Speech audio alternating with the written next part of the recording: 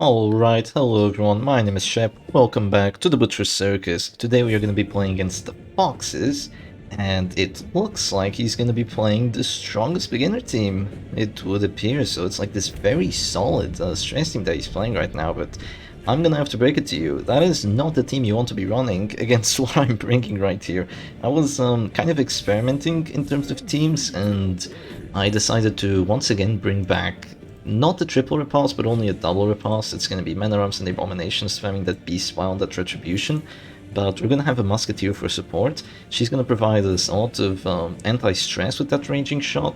She's also going to provide us a very good heal with also a clear blight synergy, and she's potentially going to provide us smokescreen, and she's just going to be a very solid backline with that exotic snuff. And it looks like he's going to go for the immediate slam. Interesting. Goes for a slam on my Flagellant.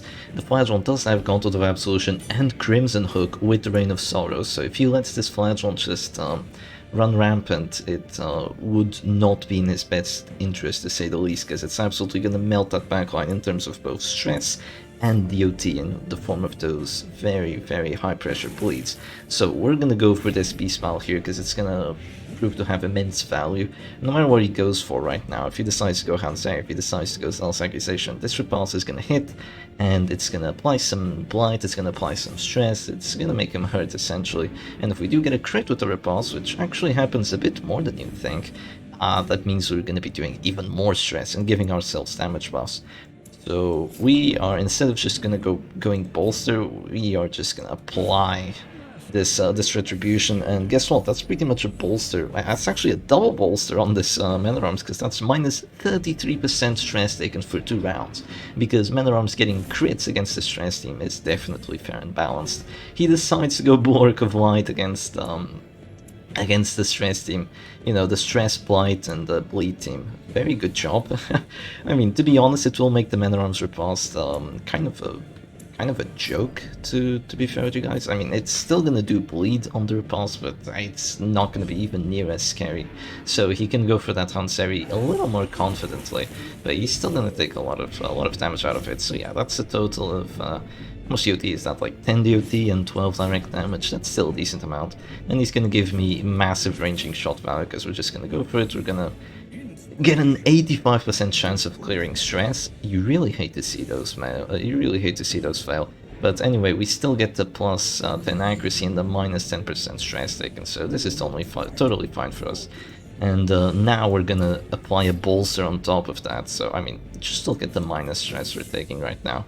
So there's bolster, there's the ranging shot buffs, there's this Man at Arms with his crit buff, there's this Flagellant with the Gauntlet of Absolution. You know, every time he's being hit, he's losing 10 stress. Like, this team is not very good for stress teams to deal with. So definitely not kind of matchup you'd want to go, and he's actually gonna go for a stun on the Abomination. Interesting. A shame I don't have an Arbalest to just flare away that stun. But yeah, that's definitely a very good play by him, actually, to go for something like that. I am gonna reply with most likely actually just another ranging shot, potentially clear some stress, give ourselves some extra accuracy so we don't miss the riposte, and just get minus stress taken on top of that. So if he does decide to go Zealous or go Hanseri, he's gonna do even less stress. So we're just going to be quite happy with that. But even if we were playing against damage teams, of course, I mean, this is still quite a tanky setup. The Men at Arms going to go guard, the Beast Spell is just going to be doing immense amounts of pressure. You can always go transform and go crazy. That's going to be riposte for 12, so even with the bow debuff and the 20% protection that he has, we still riposte for quite a lot, and that's a Houndmaster dropping to Death's Door next round if he acts, essentially. I am considering just going for a punish on this Abomination. I feel like that could be a better move here. The Reign of Sorrows is also pretty nice. What should I go for? I mean, he's taking a lot already. Let's go for this Reign of Sorrows. Let's make that doggy feel even worse, you know, get him closer to Afflictions, get some damage on that Man at Arms, which also feels great for us. You know, since this Abomination is pretty much going to be taking a lot from that Beast File anyway. We're just gonna go for that.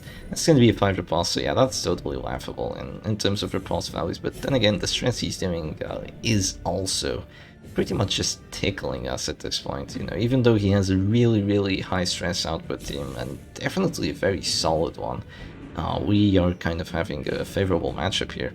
So he's gonna go for a guard on that Houndmaster, and it's gonna make it relatively more difficult for me to kill him. I do believe Reign of Sorrow still does enough damage, you know, especially since we're kind of low HP right now.